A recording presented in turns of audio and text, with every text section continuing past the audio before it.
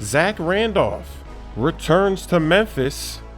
They gave him a tribute video and the fans gave him a standing ovation. It's always great to see that when a player comes back to the franchise that they've been at for so long, holding it down. They had some pretty decent playoff memories there. Remember when they took down the Spurs in the first round? That was crazy. Zebo, he had just 4 points tonight in his return.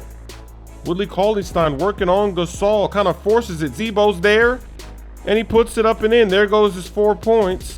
They were in the first half, fourth quarter time. Grizzlies, they've got a big lead. They're trying to hold on to that lead. Under 9 minutes to play, splash. Looks like they have this game in the bag. They're gonna slash, make the layup, and they're gonna hold on for the victory. They're gonna win easily. Zebo's return is spoiled with a loss. I'm gonna hit this guy with the manual blitz on third down. Look at this manual blitz. Cheese! Oh no, oh look, they made me stop. Cheese. They hit me with the nano detection. Look at that cheese. I got nano detected. I got frozen. Cheese. I can already